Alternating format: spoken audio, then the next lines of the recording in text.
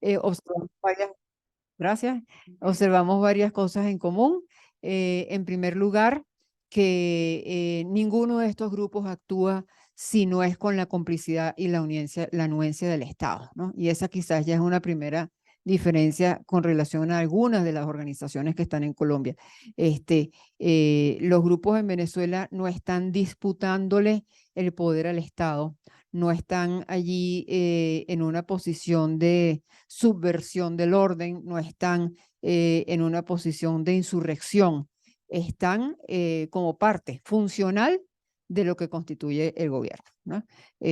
Haciendo muchas veces el trabajo sucio. Y se mueven también por intereses de carácter económico, no solamente está el interés político, es decir, hay un motorcito importante detrás de toda su actividad que tiene que ver con economías ilícitas. Por eso, entre otras cosas, a diferencia de otros informes que se han preparado sobre estos temas en Venezuela, nosotros no nos dedicamos al tráfico de drogas porque no lo consideramos una agrupación, sino una actividad. Y es una actividad que atraviesa transversalmente a todas estas agrupaciones, ¿no? Entonces, esas son algunas características similares que tienen ellos, ¿no? Nuestro trabajo en Alerta Venezuela está centrado en dos ejes, en dos pilares. Por una parte, lo que tiene que ver con los derechos humanos de la población y por otro lado, lo que tiene que ver con la emergencia humanitaria compleja que vive el país.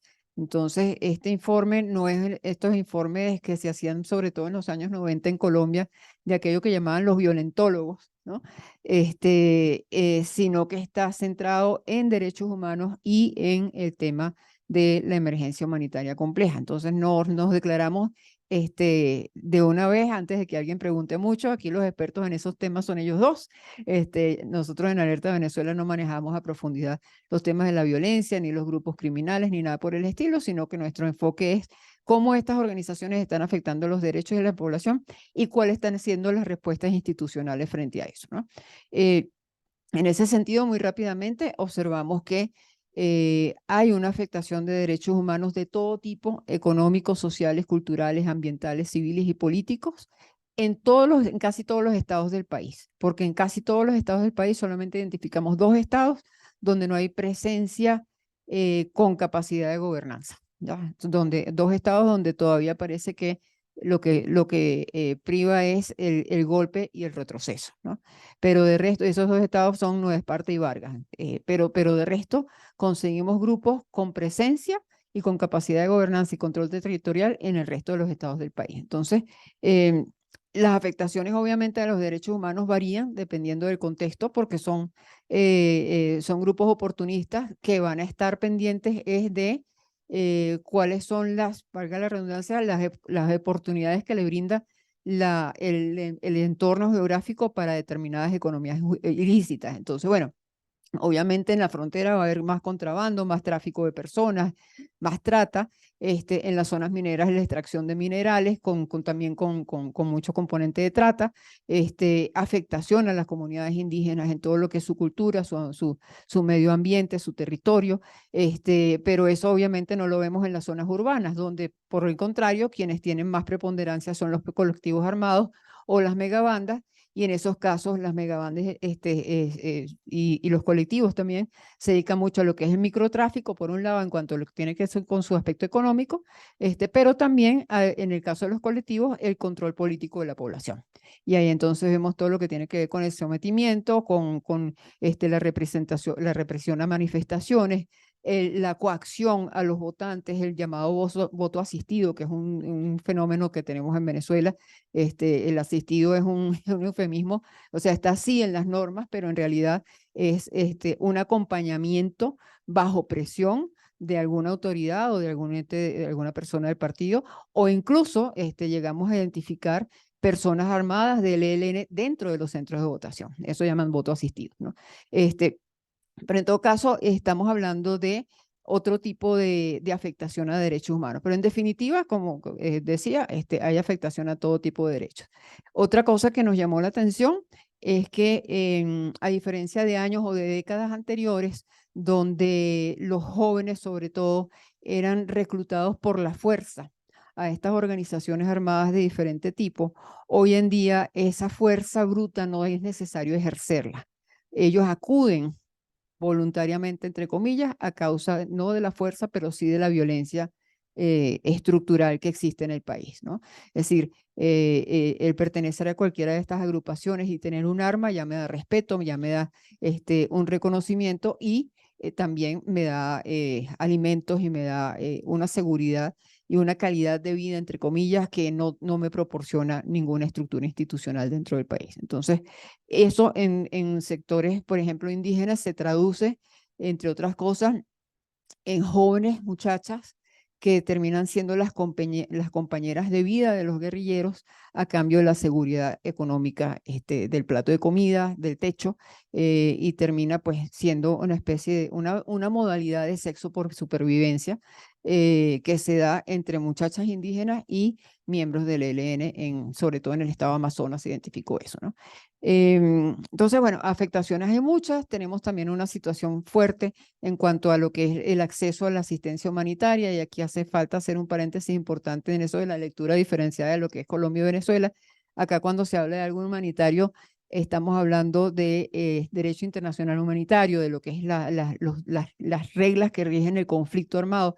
Cuando hablamos en Venezuela de lo humanitario, estamos hablando es de la emergencia humanitaria, aquella que nos ha dejado privados de alimentos, educación, salud, agua, servicios públicos, etcétera, por lo que el tipo de trabajo es diferente, ¿no? Al que se hace en el marco de un conflicto, lo que se entiende por trabajo humanitario en el marco de un conflicto armado. Pero en todo caso, este tipo de asistencia también está siendo condicionada por los grupos armados que exigen que se les dé una parte de la asistencia a ellos, es decir, alimentos o medicinas, etcétera. En algunas zonas incluso estamos hablando hasta de Caracas, no estamos hablando de lugares remotos. En Caracas identificamos sitios donde el comedor de la ayuda humanitaria lo maneja la mujer pareja del líder de la megabanda, ¿no? Entonces, el condicionamiento para el acceso es muy fuerte.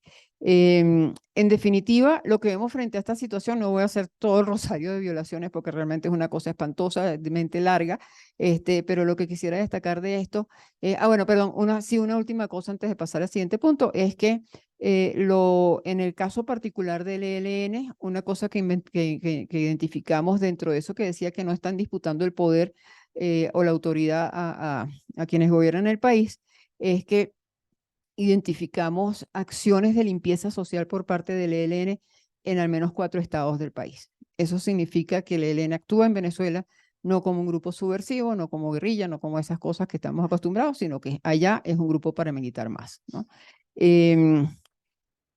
¿Qué pasa frente a esto? Fundamentalmente, el gobierno no le presta atención a esta situación, la oposición no sabe qué hacer con este tema y el gobierno de Colombia tiene la mirada de la frontera hacia acá. Entonces tenemos una situación donde hay una serie de grupos armados del lado venezolano a los que nadie le está prestando atención ni dentro ni del país, ni por parte de Colombia, que tendría que tener algún tipo de atención al respecto. Obviamente no tiene jurisdicción, pero sí debería tener algún tipo de atención al respecto, porque lo que pasa en Colombia pues tiene consecuencias en Venezuela en esta materia y viceversa. Y una de las cosas que insistimos es que tratándose de un conflicto de carácter binacional, a estas alturas del partido, pues las soluciones también tienen que ser binacionales, no se pueden ver solamente desde el lado colombiano. Entonces, ese es uno de los grandes preocupaciones de este informe.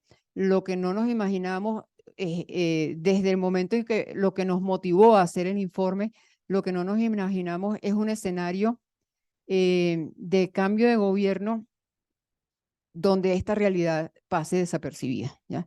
Y eso fue una pregunta importante que le hicimos a varios entrevistados que están viviendo en las zonas de conflicto, que están viviendo en las zonas tomadas por estas agrupaciones, y les preguntamos, ¿qué pasaría en el supuesto hipotético de que la oposición gane las elecciones presidenciales en 2024? Y la respuesta, y estoy hablando de respuesta de personas que no son chavistas, nos decían, será el caos. Incluso nos llegaron a decir, esto podría significar el comienzo de un conflicto armado abierto. ¿Por qué? Por lo que decíamos antes, ellos están bien porque no se están disputando el poder. Pero si hay un cambio de gobierno y ese nuevo gobierno, como está pasando hasta ahora, no toma en cuenta esta realidad y no la pone en la agenda, va a comenzar a haber una disputa por el poder. Entonces, es una situación realmente preocupante a la que no se le está prestando atención y bueno, ese es el objeto de este estudio que hicimos, empezar a relevar el tema, levantar las alarmas y decir, ojo, aquí está pasando algo y algo hay que hacer al respecto. Pero ese algo que hacer al respecto, pues depende también de los vecinos y por eso estamos aquí. Muchas gracias. Bueno, muchas gracias, Ligia, por esa introducción que nos acabas de dar y pues a continuación voy a darles a ustedes unas preguntas disparadoras para empezar este conversatorio.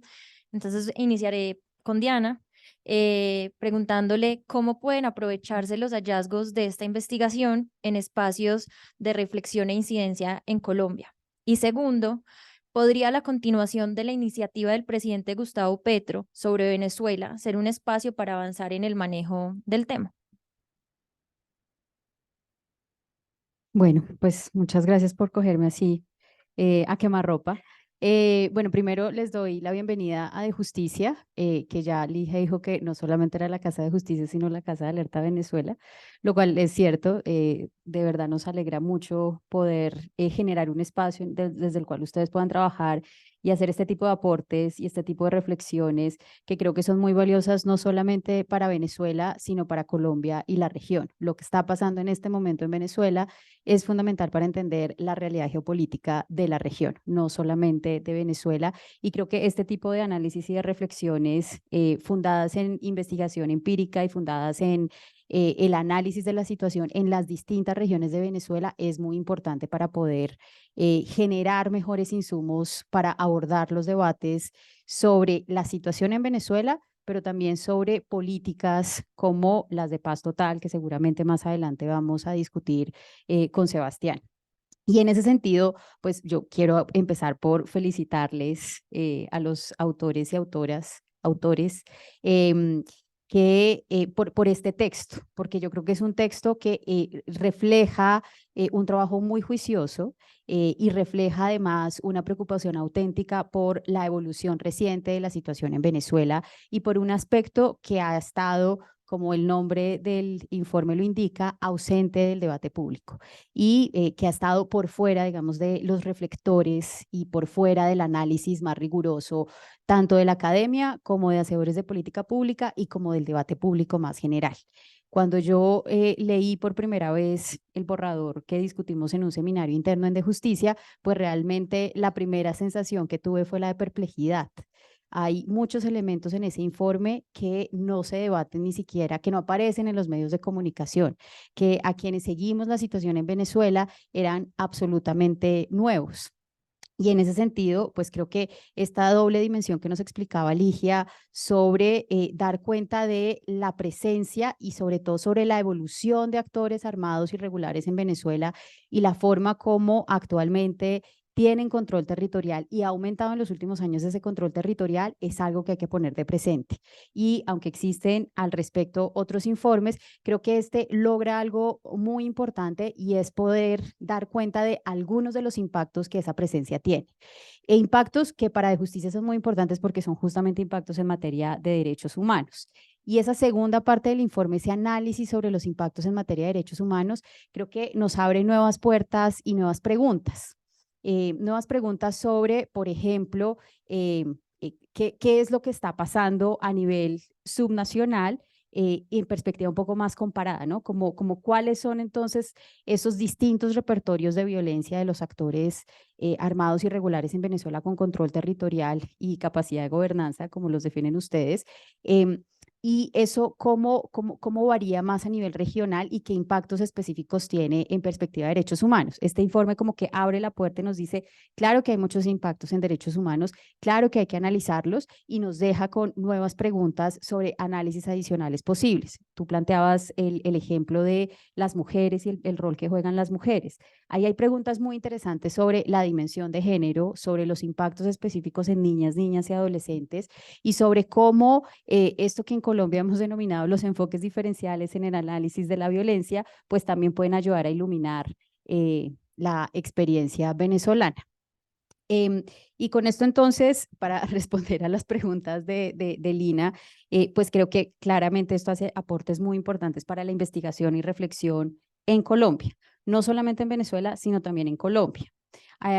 Digamos, solamente para hablarlo de manera general, creo que sí abre preguntas muy interesantes para aquellos que se dedican a estudiar el conflicto y que se dedican a estudiar más a los estudios de paz sobre las dinámicas de conflicto, la variación de esas dinámicas de conflicto y la forma como pueden enfrentarse a través de distintas herramientas de construcción de paz.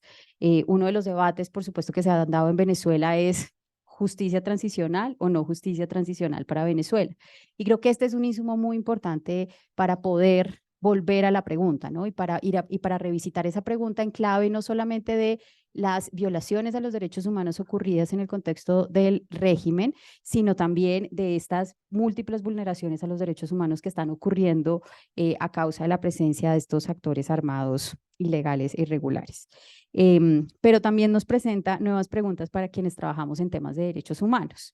Y esas preguntas pues tienen que ver justamente con cómo abordar estas vulneraciones a los derechos humanos que ustedes en el informe tratan de decir no son violaciones en estricto sentido, pero que son violaciones a los derechos humanos y que necesitamos entonces generar tal vez nuevas formas de interpretarlos, nuevas formas de entenderlo y nuevas formas de abordarlos, no solamente en términos de los términos que usamos, sino también incluso de las herramientas que deberíamos entonces pensar y desarrollar para poder enfrentarlos.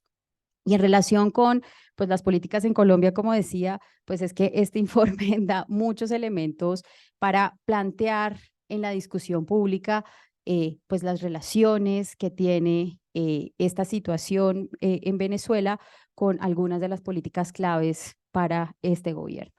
No solamente en términos de la política internacional del gobierno y la relación bilateral con Venezuela, sino en términos de la política de seguridad y la política de paz total. Ahí hay, digamos, como unas conexiones que claramente desde Colombia no nos hemos planteado. En Colombia los debates sobre paz total han tenido en general una ausencia importante del tema Venezuela, más allá de Venezuela como país garante, de qué es lo que ocurre o cuáles son los impactos o posibles relaciones entre la posibilidad de construir paz y del éxito de la política de paz total en Colombia y lo que está ocurriendo en términos de presencia de actores armados en Venezuela y en particular de las dinámicas específicas de actuación del ELN en Venezuela y su posible impacto en un eventual proceso de desmovilización en Colombia. ¿Qué es lo que va a ocurrir si en efecto se logra la desmovilización del ELN en Colombia, teniendo en cuenta las dinámicas particulares de la forma como se desempeñan en este momento en Venezuela? Esa es una pregunta abierta y es una pregunta que en general ha estado ausente de la mesa de conversación. Y ha estado ausente en parte por intereses políticos, porque eso abre toda una nueva puerta de dificultades e inconvenientes en la negociación, pero también porque falta más información, porque parece que seguimos actuando con una especie de ceguera frente a lo que realmente pasa en Venezuela, no frente a la lectura de los 80s y 90s sobre Venezuela o de principios de los 2000, sino lo que está pasando hoy. Y esa evolución del conflicto y del conflicto social en general, me refiero acá, que creo que sigue ausente del debate colombiano y que seguramente va a tener muchos impactos para el éxito de nuestra política. Y con esto creo que voy a suspender mi respuesta de la segunda pregunta para no seguir expandiéndome, pero luego podemos retomarla, si les parece.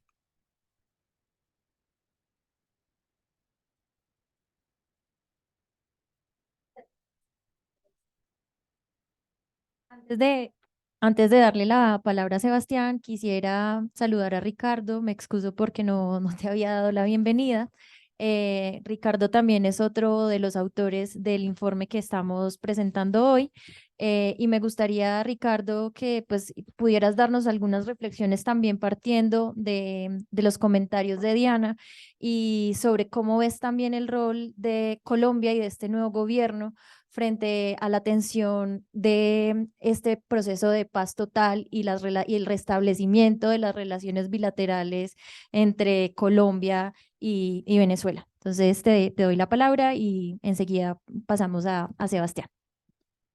Bueno, muchísimas gracias y de nuevo me sumo a toda la alegría y en general el apoyo a este evento por lo que implica para la discusión de un problema que es de carácter binacional. Ya lo decía muy bien Ligia y que exige en esa medida una respuesta binacional.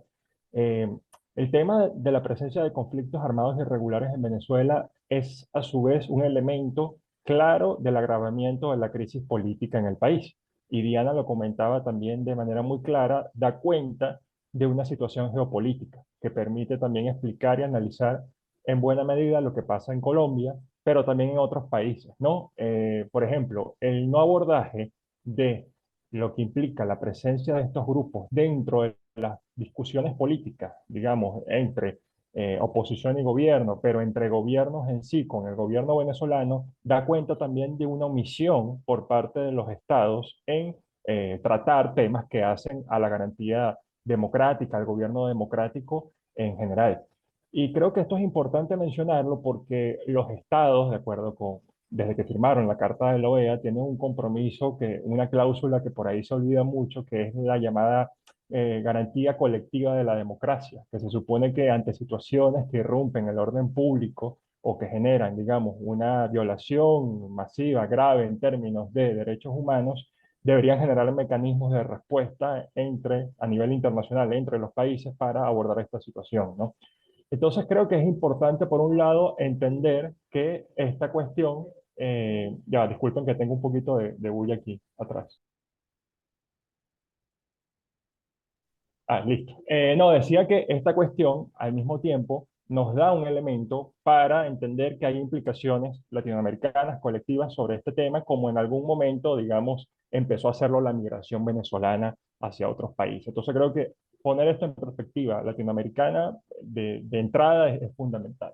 Segundo, el tema de, bueno, ¿qué rol puede jugar más Colombia directamente en la pregunta que hacías? Bueno, evidentemente el marco de paz total es uno de los escenarios posibles, pero más allá de eso es entender que eh, tenemos que ver que tienen que haber otros actores que den mayor flexibilidad, mayor apertura a la discusión sobre el tema, porque en la medida en que sea un tema entre Colombia y Venezuela, creo que hay conflictos de intereses.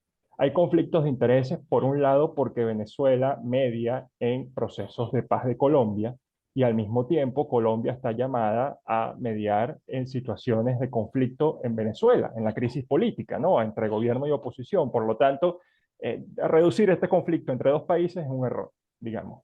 Entonces, un poco en la línea de que hay una responsabilidad latinoamericana. Ahora, ¿cómo sacar esa discusión y llevarla hacia otros actores? Bueno, esa es parte de la pregunta fundamental por la cual nos estamos reuniendo. Sí hay que empezar con, me parece, ¿no? Pensando aquí algunas ideas, con un grupo de incidencia que nos permita entender que aquí hay una realidad que tiene un impacto en la gobernabilidad democrática de estos países, que además tiene unas implicaciones, se ve muy claro en Colombia, pero también, digamos, en Perú, en Chile, en otros estados donde hay presencia de grupos armados, digamos, salidos de Venezuela, con algunos integrantes, algunas agrupaciones, etcétera, y que entonces eso de alguna manera nos permite a ver cómo dentro de las negociaciones políticas pensar ese mecanismo de incidencia para abordar este tema, pero también a nivel de Naciones Unidas. Ustedes saben que con esto cierro, tanto en Colombia como en Venezuela, bueno, hay representaciones del alto comisionado en ambos países. Es un espacio de incidencia muy importante para abordar cómo dentro de la agenda internacional, a través de la mediación de Naciones Unidas, este puede ser un tema que tenga mayor alcance y discusión en el ámbito de la comunidad internacional. Pero bueno, esto es parte un poco de lo que se va a profundizar más adelante y de nuevo muchísimas gracias por la invitación y encantado de compartir con ustedes.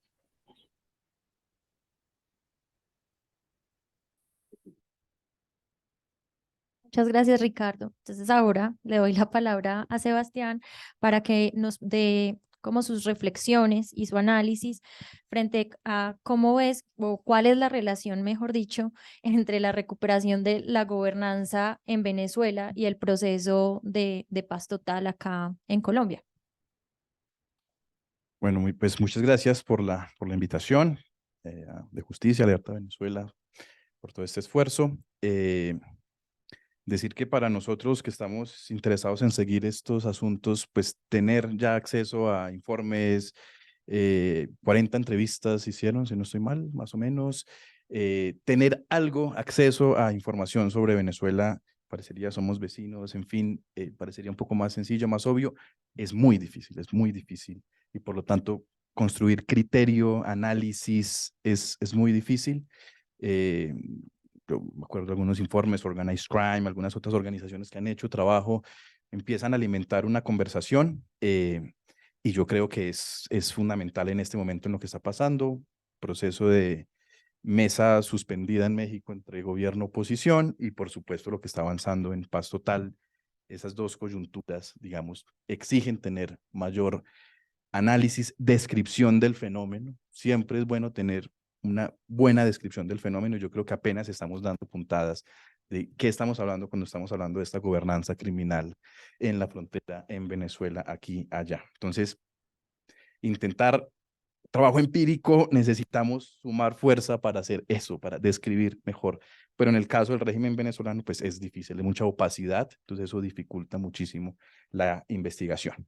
Pero entonces, pues felicitaciones por este informe. Segundo, leyendo el informe y lo que decía Ligia en su intervención, a mí me llamó muchísimo la atención esta frase de cuando le preguntaron a las personas qué pasaría con el cambio, si hay un cambio político, y las personas se aterraron y dijeron sería el caos. Recordé inmediatamente el caso mexicano con la transición mexicana a la democracia, año 2000, México vivía, si se quiere, épocas con el PRI de relativa paz, con organizaciones criminales ya desarrollándose, cárteles que estaban creciendo, economías ilícitas que estaban ya prosperando, pero había paz, los niveles de violencia eran muy bajos. Cambia el régimen político, México llega a la democracia, es decir, a la alternancia electoral a partir del 2000 y coincide en México la democracia con la violencia. Las dos líneas van más democracia a nivel subnacional, a nivel federal, aumenta la democracia, más alternancia y aumenta de manera dramática la violencia. Entonces, ¿será que las personas que seguramente no eran académicos ni investigadores ni estaban pensando en México, pero tienen una idea de que había un orden, digamos, llamémoslo un orden establecido híbrido, institucional, legal, ilegal, una colusión, pero hay un orden establecido, digamos? En el cambio de régimen llevaría a desestabilizar ese orden y por eso está ley. Entonces, me parece que hay que tener eso muy en cuenta y eso llama la atención sobre qué tipo de cambio de régimen hay que hacer, cómo hacerlo, cómo es esa transición venezolana. Seguramente no es solo el cambio político, esto nos indica que no es solo el cambio de la figura política. Esto hay que empezar, digamos, a leer estas realidades subnacionales, el tipo de orden construido en estas regiones, porque ese orden de gobernanza criminal tiene que empezar a transitar. Por ejemplo, lo que pasa en el arco minero, digamos, en el arco minero coinciden todos estos actores.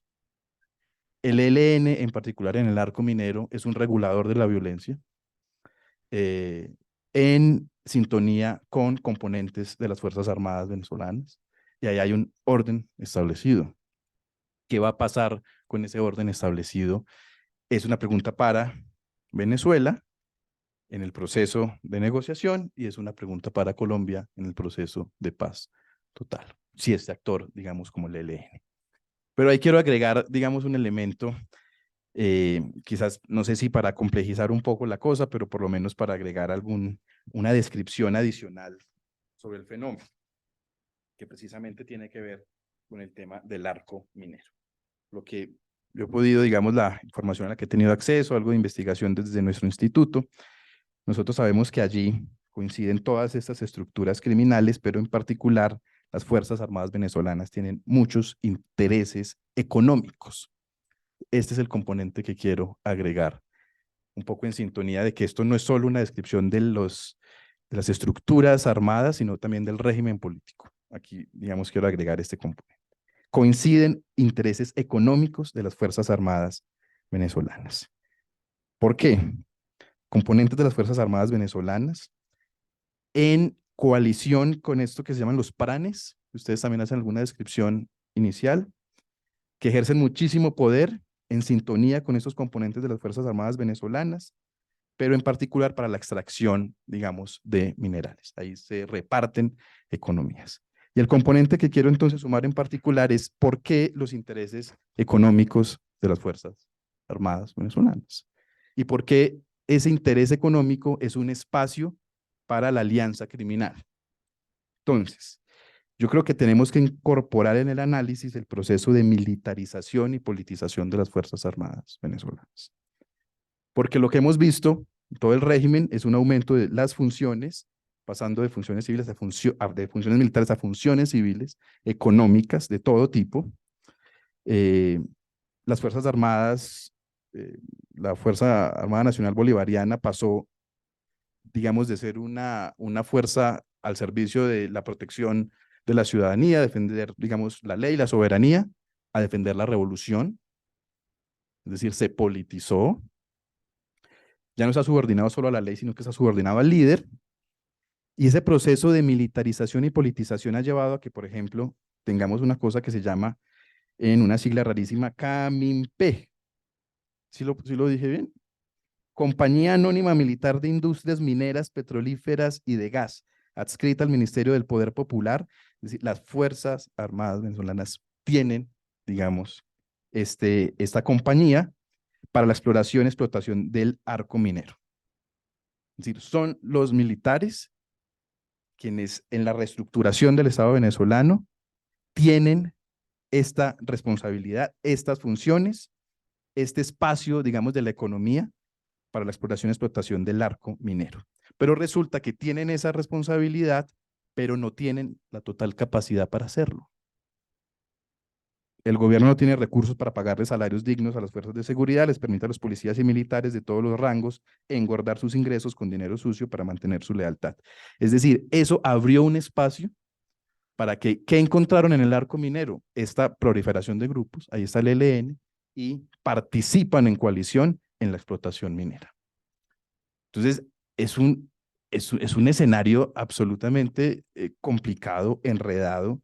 Incentivos de la militarización, abre espacios para la capacidad económica de las Fuerzas Armadas, no tienen la suficiente capacidad que se encuentran allá, el ELN, haciendo parte, digamos, de esta, digamos, combinación de fuerzas civiles, legales y ilegales para este escenario. Entonces, digamos, eso muestra el nivel de complejidad y cómo el ELN viene participando, digamos, cada vez más, digamos, de actividades económicas, de actividades de regulación social, y eso muestra, digamos, que, digamos, en un proceso de negociación, como ya lo anticipaba Diana, ¿qué va a pasar con el ELN si el ELN, a diferencia de las FARC en su momento, no tenía tanto arraigo subnacional, social, económico, y en el proceso de 2016, proceso con las FARC, dijeron, bueno, hay que recogerse, los que están de las FARC allá, hay que recogerse, y se recogieron. Yo anticipo que no va a ser tan fácil con el ELN, en la eventualidad de que digan hay que recogerse, pues yo creo que nos vamos a encontrar con que hay un ELN que no se quiere recoger porque no depende de las estructuras, digamos, de los frentes de guerra, en fin, del ELN en Colombia. Entonces ese es un problema para Colombia, es un problema para Venezuela.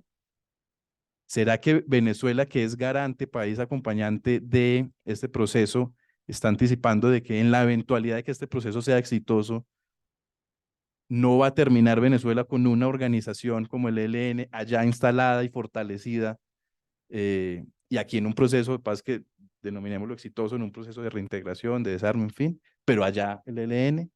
Yo creo que esas son, digamos, el escenario en el que tenemos que empezar a movernos para valorar, digamos, esto de la paz total y la negociación con el ELN en relación con la presencia de esa organización en Venezuela. Sería solo como un primer punto para también animar la conversación. No sé si te parece, Ligia, que empecemos a abrir al público, que pues nos queda poquito menos de media hora. Entonces también sería muy valioso si las personas que nos están acompañando quisieran aportar, preguntar también, plantearnos dudas, pues a los panelistas claramente, o alguna intervención pequeña que quisieran hacer.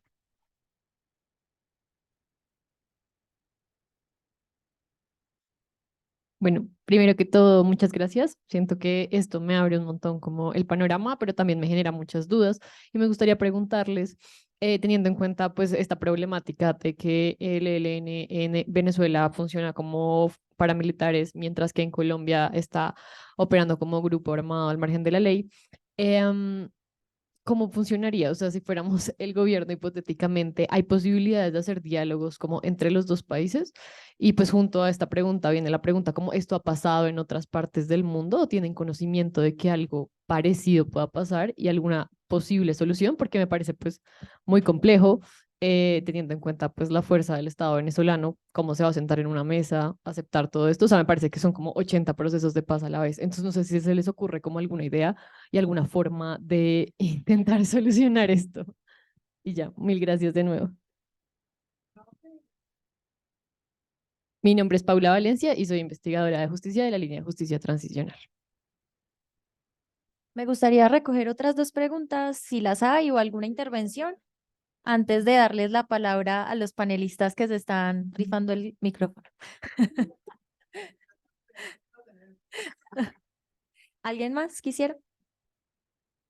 Gracias. Yo soy Isabel Brigart, soy también parte de justicia, trabajo en la escuela de, y estaba pensando un poco como en las posibilidades de colaboración que ustedes vean entre las organizaciones de la sociedad civil entre Colombia y Venezuela.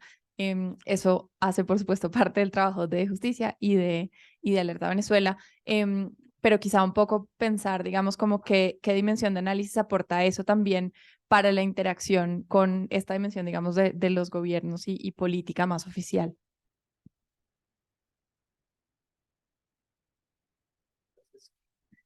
Buenas tardes, Luis Carlos Rodríguez de Área de Migraciones Forzadas y Refugio de CODES. Yo quería preguntarles a ustedes cómo ven todo este tema o cómo, bueno, qué lectura, cómo puede entrar todo esto a jugar el tema de las economías. La economía del narcotráfico, que es una economía global, la de las armas y obviamente entra aquí también el de los recursos naturales y la minería, porque el discurso político de dientes para afuera es como la forma de validarse, pero quienes somos colombianos y nos hemos dedicado al tema del conflicto armado, sabemos que tal vez eso fue una época, pero ya no lo es así. Y por eso no va a haber una negociación en la que van a salir todo el ELN o cualquier grupo y todos se van a desmovilizar. Hay unas rentas muy, muy poderosas que inclusive pues son de conexión internacional.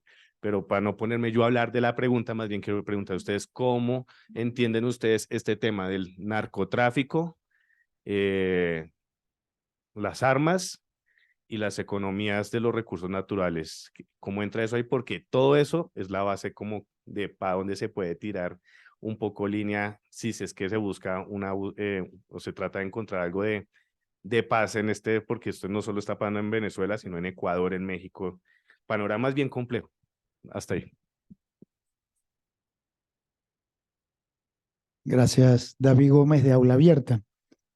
No he podido leer el informe, sin embargo, me preguntaba qué aspectos se abordan que se puedan vincular a elementos de reducción del espacio cívico en Venezuela.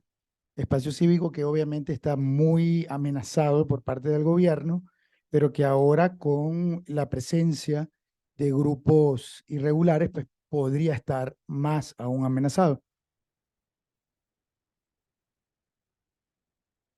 Gracias, David. Les doy la palabra a ustedes para que... Bueno, pues Bueno. como me pasaron el micrófono, voy a empezar, pero no voy a intentar agotar toda la complejidad de preguntas que nos plantean. Frente a la pregunta de Paula, en efecto, la gran pregunta es qué hacer, ¿no? Sabemos qué es lo que no estamos haciendo y lo que no estamos haciendo es reconocer la dimensión de la presencia del ELN en Venezuela.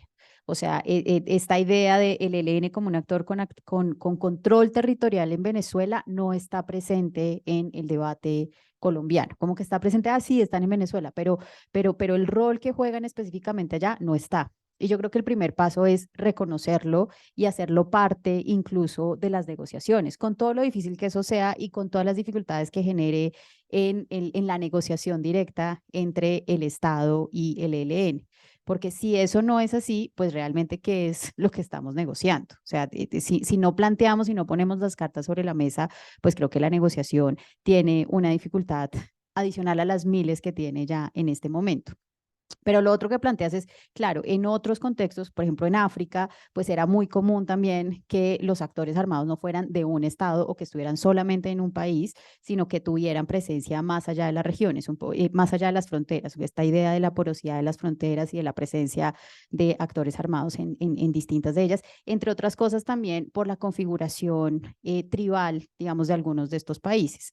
Entonces, esa característica, digamos, no es solamente particular al caso colombiano, pero las soluciones en esos casos han sido un poquito más desde la justicia internacional y luego otra vez la localización en cada uno de los países. Entonces, realmente sí es una cosa en la que habría que explorar nuevas alternativas, ¿no? Acá el compañero Ricardo decía, hay un conflicto de intereses si esta negociación se queda incluso solamente entre el gobierno colombiano y el gobierno venezolano, un poco como tú lo planteabas y como creo que también habría que explorarlo, pero sí creo que vale la pena ver y entonces qué otros actores necesitamos involucrar pues en un diálogo abierto sobre las implicaciones de la presencia del ELN. Y eso se complejiza justamente por lo que señalaban Ligia y Sebastián sobre esta suerte de equilibrio criminal. O sea, este equilibrio criminal que permite, que sostiene el régimen y que evita la competencia entre actores armados irregulares en este momento en Venezuela, pues va a ser muy difícil de desmontar si no pensamos casi que de manera simultánea también qué es lo que significa una transición en Venezuela y qué es lo que significa una transición del poder que esté acompañada de garantías para la sociedad civil, de garantías para la sociedad y no solamente una transición por la transición.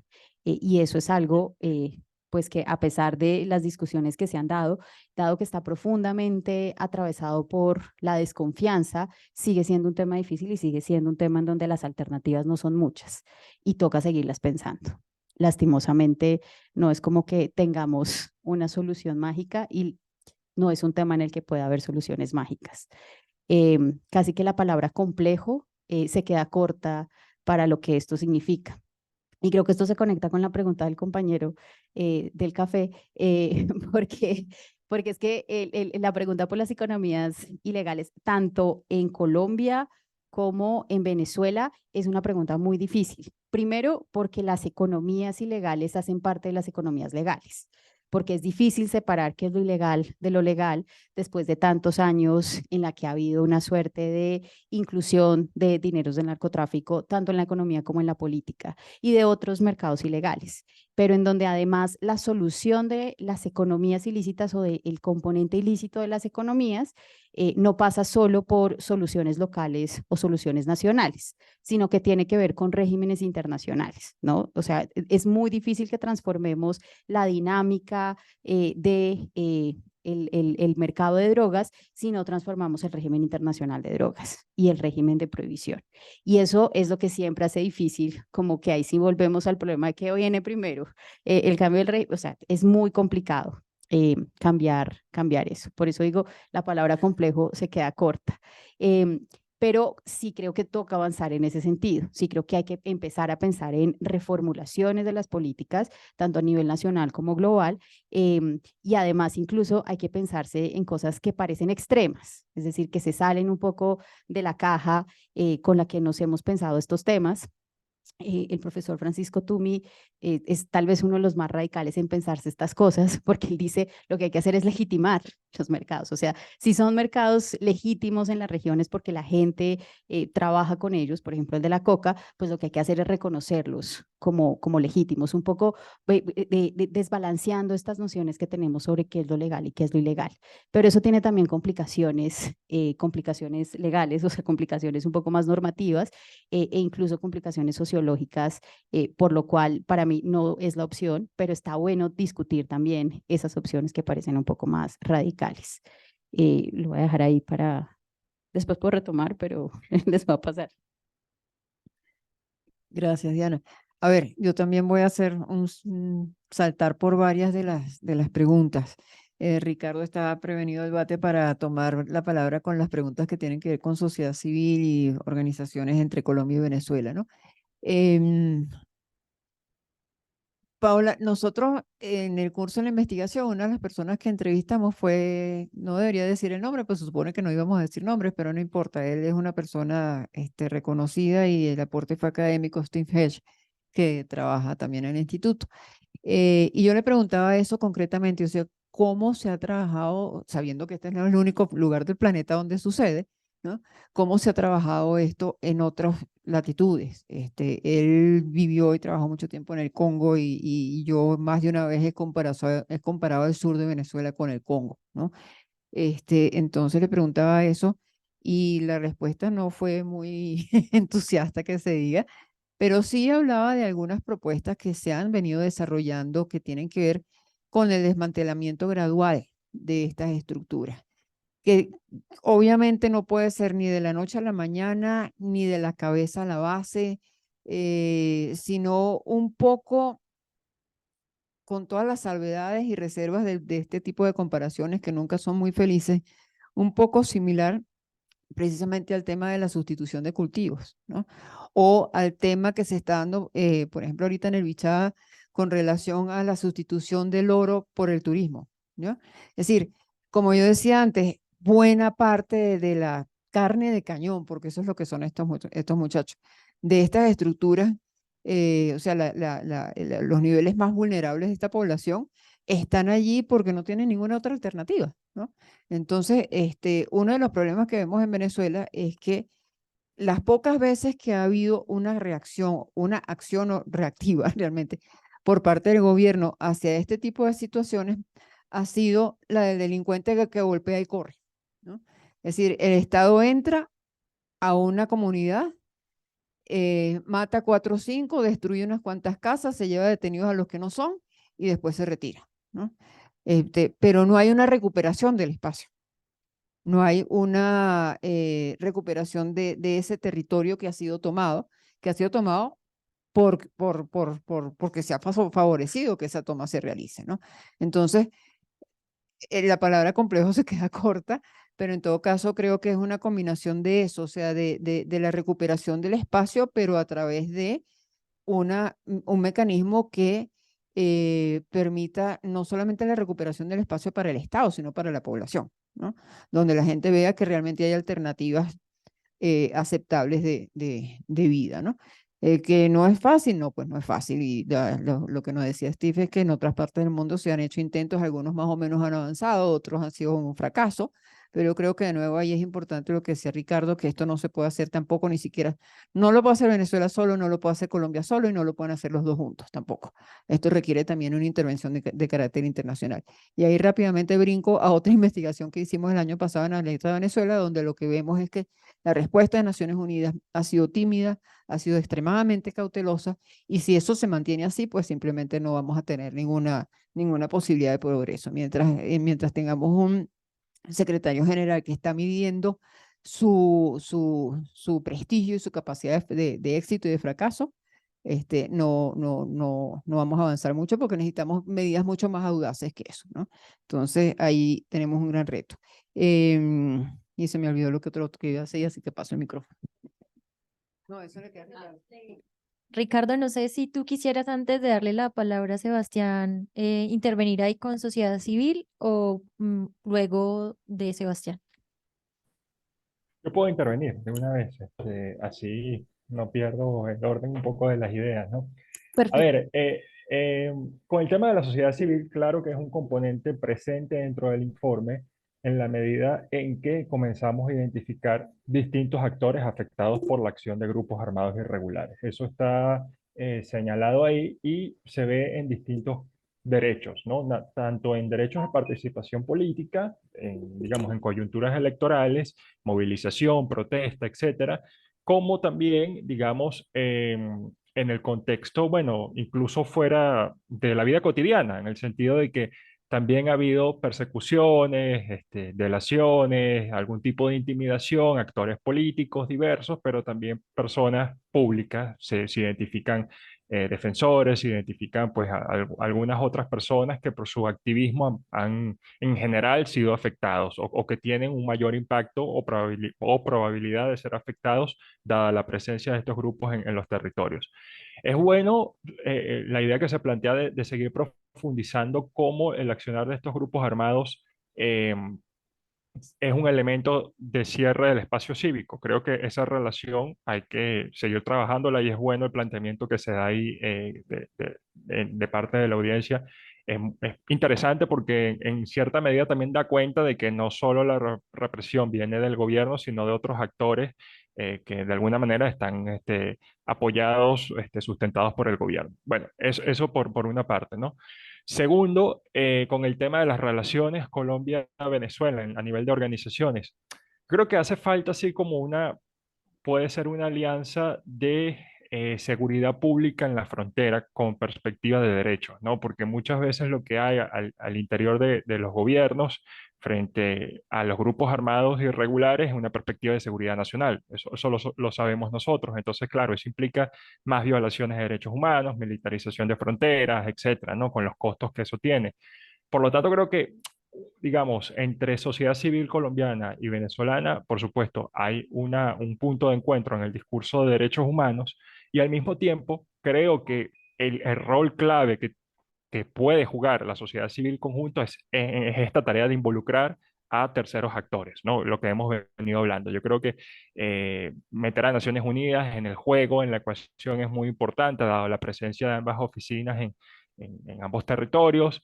Y por otra parte, también comenzar a ver que, digamos, las demandas y las situaciones que son parte de la misma cotidianidad en Venezuela o en Colombia tienen implicaciones más allá de la frontera, ¿no? Creo que ese trabajo se puede hacer desde Naciones Unidas, pero también en los espacios de negociación de ambos países, ¿no? Entonces, claro que es un rol más de ampliar la discusión y aumentar el volumen de los medios de comunicación, que también planteaba muy bien Diana.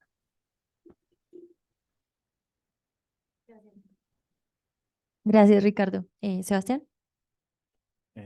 Bueno, pues quizás como intentando recoger algunas ideas respecto a las preguntas. Yo creo que estamos en un momento, por ejemplo, en la negociación con el ELN y la relación Colombia-Venezuela, en un momento, digamos, como en un nudo que no sabemos muy bien cómo desatarlo, porque creo que no nos hemos hecho las preguntas sobre los incentivos que habría que tener para mover ese nudo, para desatarlo. ¿Cuáles son los incentivos que tendría el gobierno venezolano, el régimen venezolano, para dejar de depender y tener esta relación simbiótica con organizaciones de este tipo irregulares, incluyendo el ELN? Esa dependencia, esa simbiosis, ¿por qué y cómo habría que moverla? Por ejemplo, el ELN aprobó en su cuarto y quinto congreso apoyar la revolución bolivariana. Eso es así, eso no ha cambiado. Entonces el ELN se sentía retaguardia de la revolución bolivariana. Incluso el ELN 2019, que fue el intento de la ayuda humanitaria de Guaidó, fue 2019. Guaidó, Duque y creo que otros países se sumaron en eso.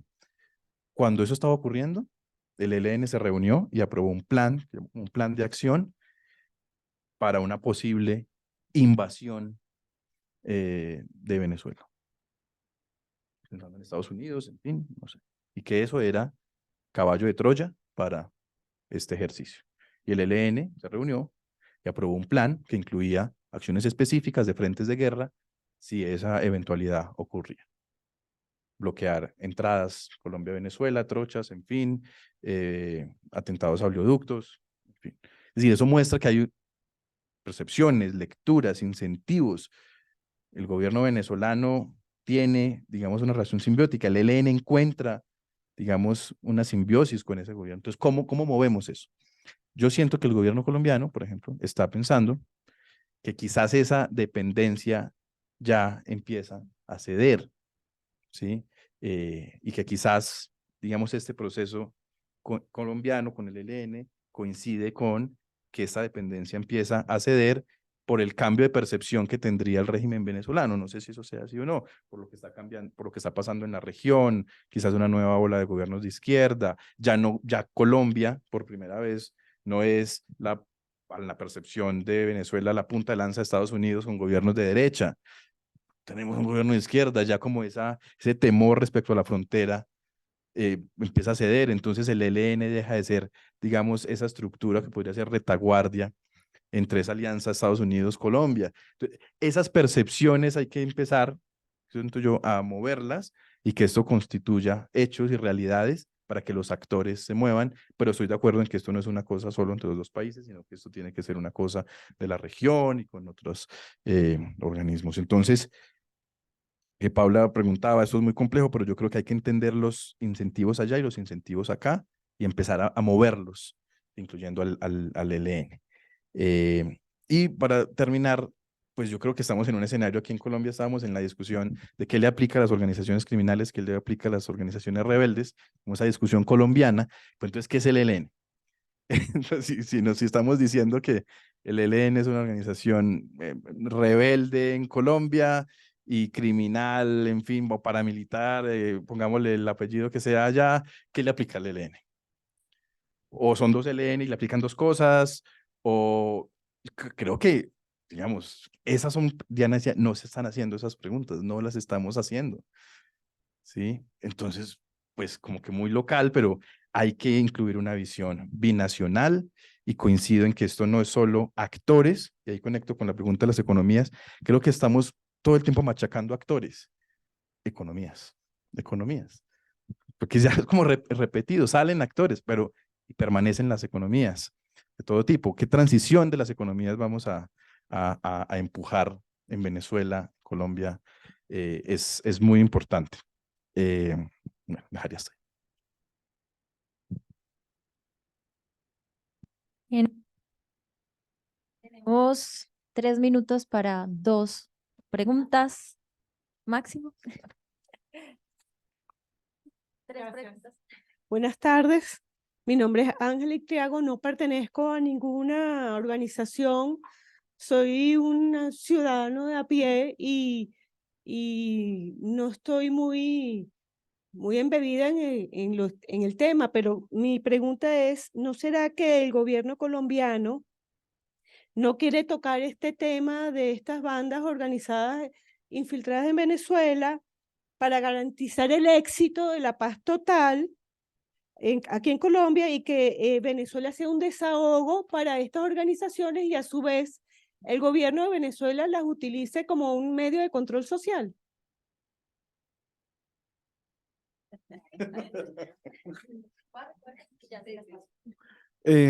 Buenas tardes, ya casi noches. César González, asesor de movilidad humana y seguridad del Senado, Consejo de Bogotá y Distrito.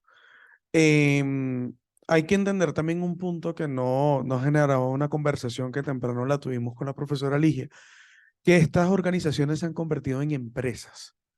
Pienso que de una u otra forma Venezuela ha forjado a través de la dictadura y de mil cosas a cómo profesionalizar el crimen, porque antes había un margen del crimen, pero cuando llegó estos actores pudieron tener armas, pudieron tener campo, pudieron tener la oportunidad de forjarse y luego aliarse a estas bandas como ELN, donde tienen ya un recorrido y le dicen las armas se usan así, el narcotráfico se puede usar así, y ya generan una correlación de negocios más que todo.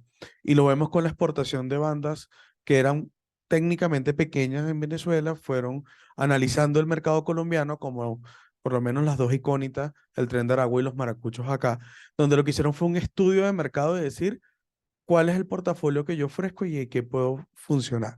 Entonces, también hay que ver la perspectiva de la economía, como dice el compañero, de cómo estas se han forjado como empresas, obviamente criminales, eh, y cómo generan un portafolio de servicios, donde también hay que atacar no tan solo una cabeza, sino toda una estructura que ha ido armando. Porque de una u otra forma, pienso que estas grandes organizaciones como el ELN, los disidencias de la FARC, el Frente 33, etcétera, etcétera, aquí en Colombia, lo que han hecho es subcontratar todas estas bandas más organizadas con gente y generar un microtráfico, generar un pitufeo para poder obtener recursos, ya que en Venezuela el tema ha mermado, usan a Colombia como una herramienta para tener recursos. Entonces, ¿cómo se piensa esa organización desde Colombia, o cómo ustedes opinarían que se puede hacer esta organización para derrumbar estas bases económicas y que no haya también un financiamiento armado?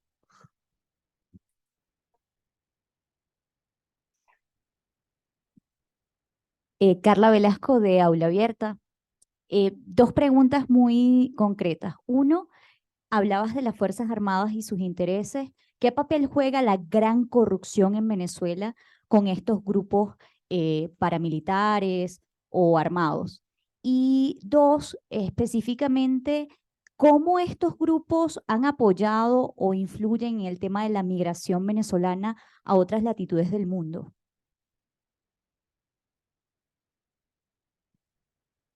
No sé quién quiera empezar de ustedes. Muy rápido. Sí, esto es lo que estamos viendo. Me acordé, Michoacán, México. Cárteles controlan la producción del limón y el aguacate. Y en el Super Bowl en Estados Unidos, como solo tacos y aguacate, sufren mucho, entonces ahí sí le prestan atención a Michoacán, pero es el punto que tú mencionas. Economías, en este caso, digamos, controladas por esto. Y lo estamos viendo, digamos, en la región, Ecuador, en Colombia. Es un fenómeno transnacional, es un fenómeno que nos obliga a pensar en estas redes y las bases económicas y los mercados ilícitos. Hay que enfocar, yo estoy de acuerdo, yo personalmente en mi enfoque estoy pasando un poco más de grupos a economías, es lo que decía. Yo creo que hay que pensar en las bases económicas, y los grupos pasan y vienen, pero hay que pensar en las bases económicas. Y eso implica, digamos, siento que en el caso venezolano, un poco lo del ELN nos enrarece un poco el debate, porque es el actor más raro. Sí, es como si uno saca el ELN, parecería el actor como político, en fin, uno saca y ya se encuentra en este escenario que tú estás describiendo. ¿Sí? Si uno saca el ELN también de Colombia, creo que como que el debate empieza a ser otro también, o como que se limpia un poco el debate. El ELN es como la cola que quedó de lo que llamamos el conflicto armado interno colombiano, ¿sí? Y entonces todavía sigue como dificultando muchas interpretaciones, vías, no sé, si uno saca el ELN, como que piensa que como que se limpia un poco esa discusión, que le aplica, en fin, o no. Y creo que vamos a ese horizonte, y creo que todavía en Colombia estamos como que lo viejo no termina de, ¿cómo es que es esa frase? Lo viejo no termina de terminar, lo nuevo no termina como de llegar, y estamos en una zona gris de interpretación. Es un momento difícil, debate en la Corte Constitucional fue la semana pasada, ¿cierto? Que fue ese debate, como qué caracterización estamos haciendo los grupos, en fin, y yo creo que hay que incluir ese componente. Macrocorrupción, yo creo que eso es fundamental. A mí me gustaría también insistir en ese punto que fue con el que inicié. Yo creo que esto no lo podemos desligar del régimen, del tipo de régimen que hay en Venezuela. No es lo mismo el crimen organizado que hay en Colombia, puede compartir, pero el crimen que hay en Venezuela depende mucho del tipo de régimen que se ha establecido, el tipo de incentivos que ha creado ese régimen, el tipo de militarización que ha creado, el tipo de espacios económicos que le ha abierto a las Fuerzas Armadas. Todos esos abren espacios, zonas grises económicas para, digamos, colusiones entre fuerzas legales y ilegales, zonas híbridas, digamos, donde han encontrado incentivos estos actores militares para hacer coalición con este tipo de organizaciones. Bueno, yo creo que con estas preguntas y con este diálogo que se ha abierto, damos por cumplido el objetivo del ejercicio de hoy, que no era presentar propiamente el informe. El informe yo lo veo como un hilo en una madeja, ¿no? Y tú has seguido sacando hilos, Diana también ha seguido sacando hilos, y esto es complejo. Este tema de los empresarios verde oliva es todo un temazo que, que hay que trabajar. Pero creo que lo importante era eso, pues sí, que impulsemos esta conversación sobre unos temas que no se están debatiendo lo suficiente. Si se está haciendo o no se está haciendo porque Petro tiene segundas intenciones, yo no estoy tan segura de que sea por eso, o sea, de que esas puedan ser las segundas intenciones. Puede tener segundas intenciones en otras cosas, pero no estoy segura de que sean esas porque realmente vimos en algún momento una actitud de mucho ímpetu y entusiasmo por tratar de que las cosas mejoraran en Venezuela, desde un lenguaje de los derechos humanos, ¿no? Y eso yo lo valoro mucho. Valoro la pregunta que quedaba pendiente en la tarea de Diana, ese espacio que se abrió por iniciativa del presidente Petro en Colombia, de traer una serie de gobernantes, de representantes de diferentes gobiernos del mundo, que fracasó porque la metodología no fue buena, pero creo que el diseño inicial y los actores invitados nos hablan de una propuesta que deberíamos intentar rescatar.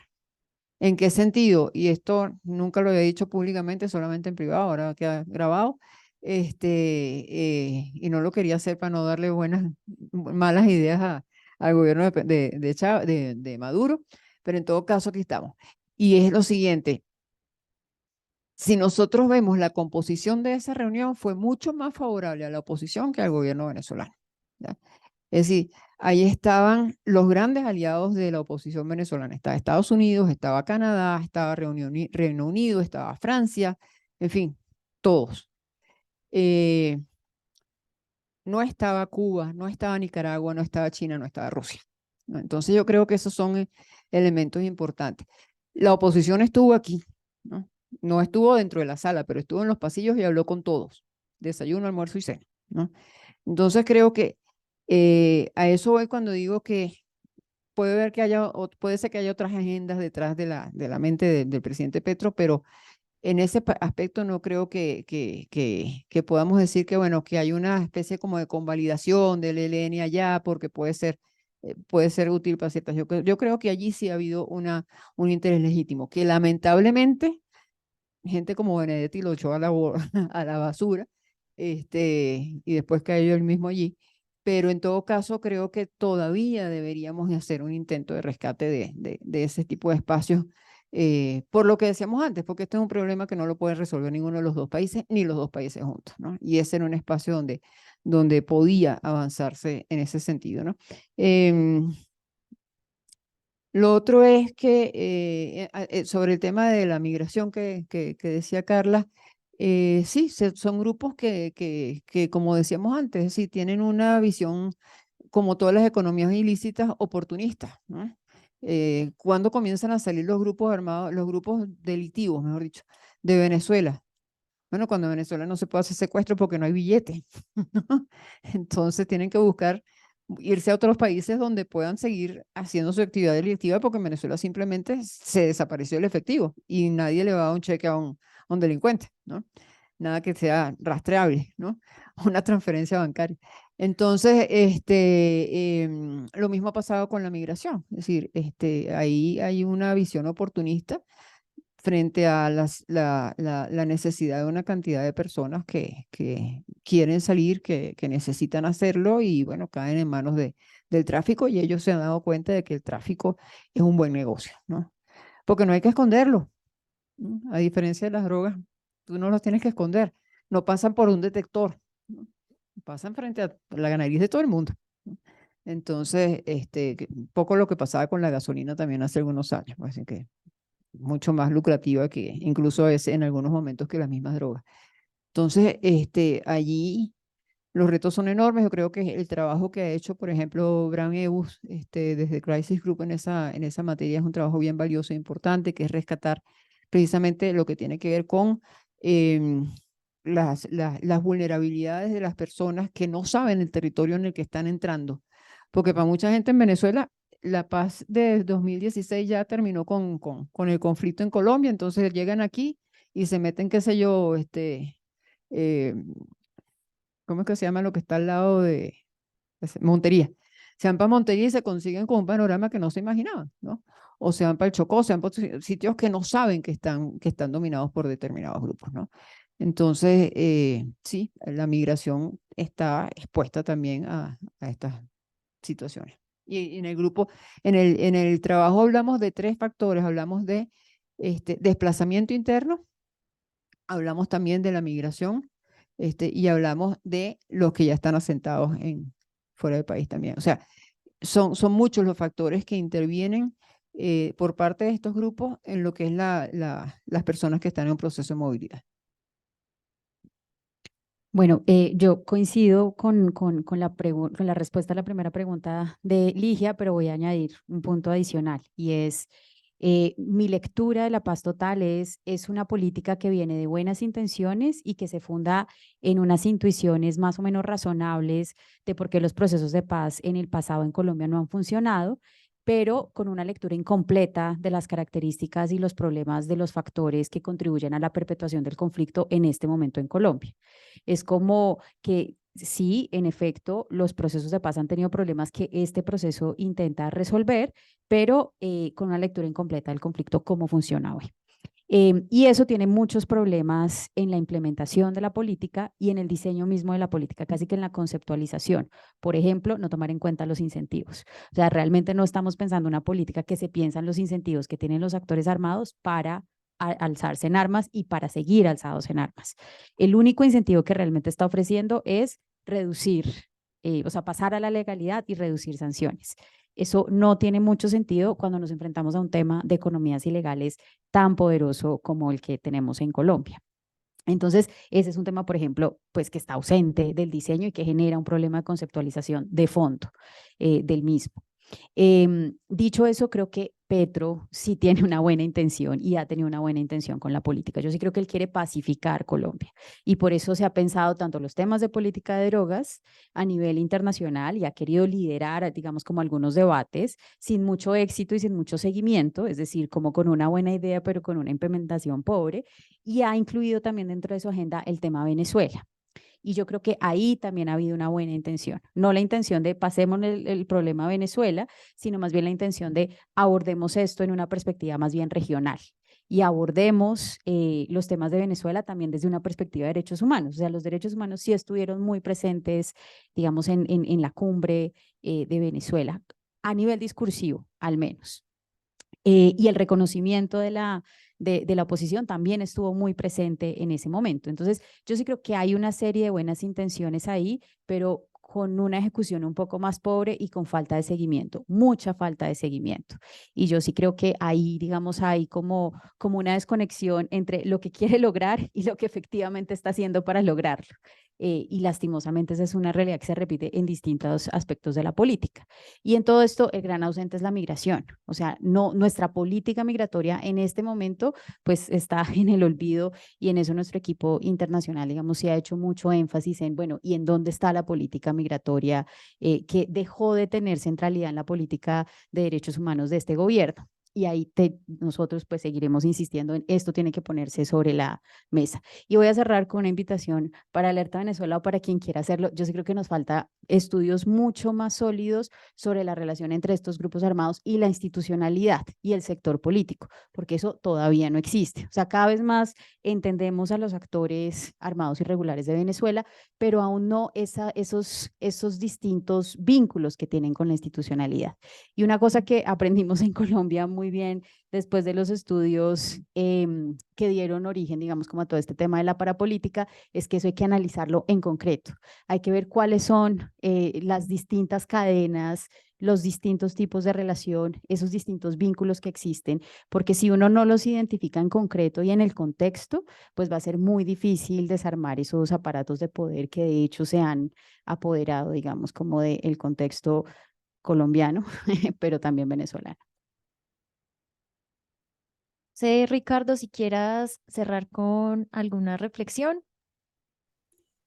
2 palabras. Yo creo que, por el contrario, como han dicho los colegas, Petro tiene un discurso de derechos humanos en el cual hay que anclarse.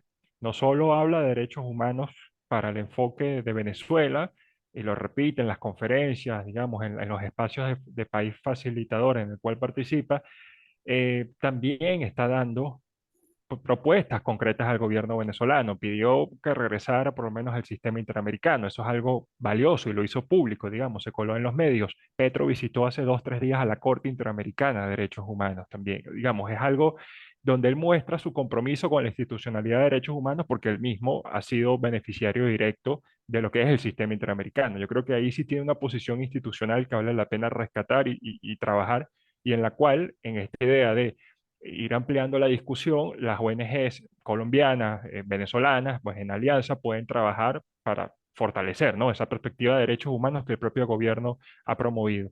Y claro, el tema de las economías, aunque no es nuestra área, o al menos no la mía, por supuesto que es un tema muy apasionante y que nos exige a repensar también, bueno, políticas de gobierno desde ese lado, ¿no? Cómo hacer para hacer transiciones, lo decían muy bien acá los colegas, a economías más sólidas, donde, bueno, tengan otros estándares también de reglamentación, de regulación, y que, bueno, todo esto también pasa por una discusión de la reinstitucionalización democrática, ¿no? Entonces, sí, quizás tenemos que tocar a las economías, pero para tocar a las economías necesitamos cambiar los actores primero. Entonces, para nosotros sí es una cuestión de orden, al menos en Venezuela, verlo desde ese punto de vista, y es por eso que los espacios políticos se nos hace muy importante para promover estos temas y, bueno, eventualmente hacer cambios. Pero bueno, esto sería entonces, y de nuevo muchísimas gracias a todos y a todas por el espacio. ¿No?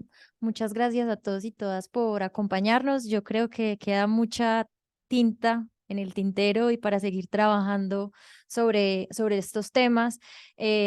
Como de las grandes reflexiones que se pueden rescatar son los puntos de encuentro y la ausencia de alguna de información que todavía hay, que necesitamos seguir construyendo para poder dar mejores puntadas más concretas, como estos estudios que ustedes están promoviendo desde Alerta Venezuela, porque justo antes de entrar a este espacio con Sebastián estábamos hablando la dificultad también de acceder a este tipo de información que ustedes hoy nos traen acá y nos muestran. Es muy, muy valioso para que desde Colombia también la sociedad civil pueda aportar, y claramente también es un llamado para que las organizaciones de la sociedad civil nos articulemos mejor en el trabajo de ambos, tanto más desde un enfoque binacional, sin descuidar como lo que tú nos resaltabas, Ligia, de la necesidad de entender que los grupos armados no funcionan de la misma forma acá, y que desde las organizaciones de la sociedad civil colombiana creo que